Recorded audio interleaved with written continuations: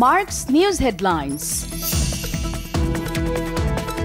সিঙ্গাপুরে অর্থ পাচারের অভিযোগে দায়ের করা মামলায় বিএনপির ভারপ্রাপ্ত চেয়ারম্যান তারেক রহমান ও তার বন্ধু ব্যবসায়ী গিয়াস উদ্দিন আল মামুনকে 7 বছরের দণ্ড থেকে খালাস দিয়েছেন আপিল বিভাগ।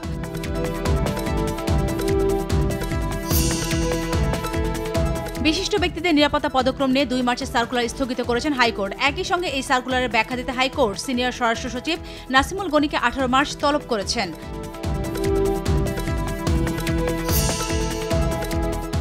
অন্তর্বর্তীকালীন সরকারের প্রধান উপদেষ্টা ডক্টর মোহাম্মদ ইউনূস এই বছরের শেষের দিকে নির্বাচন করার আশা করেছেন। ডক্টর ইউনূস ঢাকায় তার সরকারি বাসভবনে বিবিসিকে দেওয়া এক সাক্ষাৎকারে একথা জানান।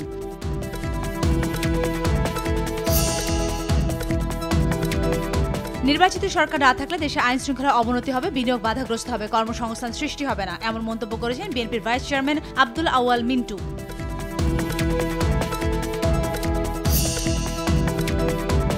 15 রমজান থেকে শুরু হচ্ছে ঈদকে কেন্দ্র করে নৌযানের প্রস্তুতি। এ বিষয়ে বেশ কিছু নির্দেশনা দেন নৌ পরিবহন উপদেষ্টা। 15 রমজান থেকে রাতে বাল্কের ও স্পিডবোট চলাচল করবে না।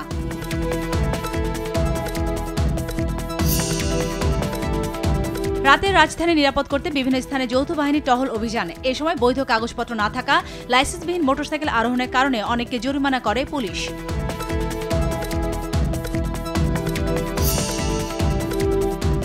কক্সবাজার টেকনাফে সেন্ট মার্টিন দ্বীপে সাগরে মাছ ধরার সময় 6টি ট্রলার সহ বাংলাদেশি 56 জেলেকে ধরে নিয়ে গিয়ে 10 ঘণ্টা পর ছেড়ে দিয়েছে মিয়ানমার নৌবাহিনী।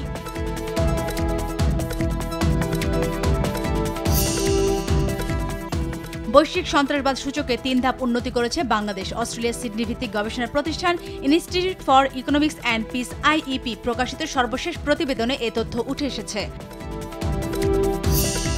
যুক্তরাষ্ট্রের প্রেসিডেন্ট ডোনাল্ড ট্রাম্পের নির্দেশে ইউক্রেনের সঙ্গে গোয়েন্দা সহযোগিতা ও সামরিক সহায়তা বন্ধ করা হয়েছে। বুধবার ফক্স বিজনেস নেটওয়ার্ককে দেওয়া এক সাক্ষাৎকারে এমনটাই জানান দেশটির গোয়েন্দা সংস্থা CIA পরিচালক জন র্যাডফ্লিক।